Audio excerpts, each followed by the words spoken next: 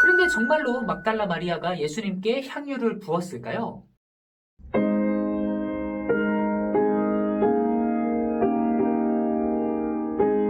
지금 들으시는 곡은 찬송가 211장 값비싼 향유를 주께 드린입니다. 이 찬송은 미국 회중교회 목사님이신 에드윈 파커 목사님께서 1888년에 지은 곡입니다. 파커 목사님은 자신의 설교를 마치면서 부를 찬송가로 이 곡을 작곡했는데요.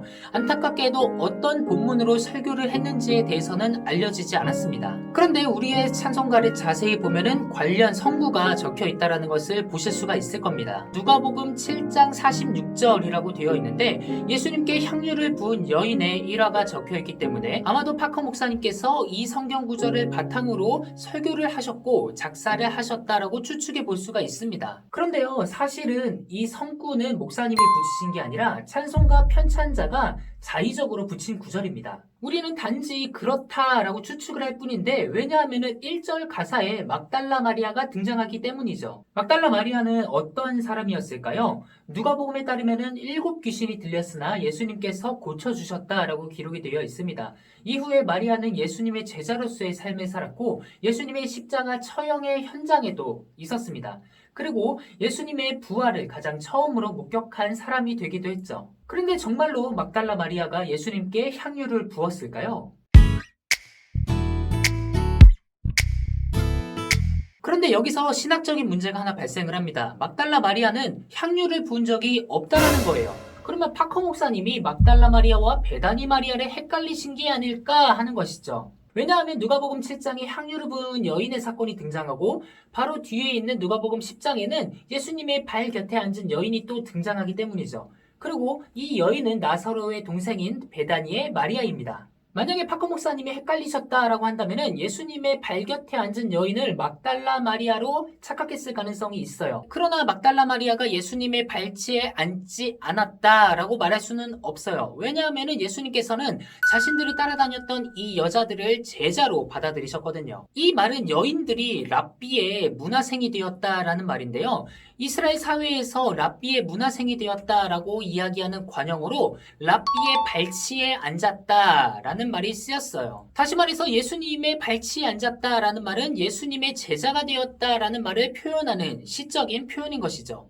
그런데요, 재미있는 사실은 이 원래 가사에 향유라는 단어가 없다라는 거예요. 원본의 가사는 이렇습니다. Master, no offering costly and sweet, may we, like Magdalene, lay at thy feet. 여기 보시면 원래 가사에는 그냥 제물이라고만 나와 있어요. 그러니까 향유는 애초부터 존재하지 않았다라는 거예요. 아니 그러면은 대체 향유가 어디서 나온 건데요? 이 곡은 우리나라의 1959년 청년 찬송가에 처음 실리면서 알려졌습니다. 이때의 가사는 보시는 바와 같이 값비싼 재물은 나 없어도로 시작을 합니다.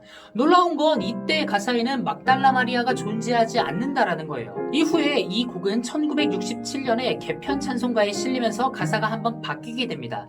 여기서 값비싼 재물이 향유로 변경이 되었어요. 그러나 아직도 막달라 마리아의 이름은 존재하지 않습니다. 그리고 1983년 통일 찬송가에 실리면서 드디어 막달라 마리아의 이름이 등장하기 시작합니다. 정리해보자면 우리나라에 처음 소개된 가사에는 향유도 없고 막달라 마리아도 없었어요. 그러다가 향유가 한번 추가가 되었고 그 다음에는 막달라 마리아가 추가가 된 것이 결국 우리가 보고 있는 판본에 등장한 셈이죠. 만약에 이것이 사실이라면 지금 찬송가에는 오류가 있는 셈이죠. 그렇다는 것은 찬송가가 빠지거나 아니면 가사가 변경되어야 할 것입니다.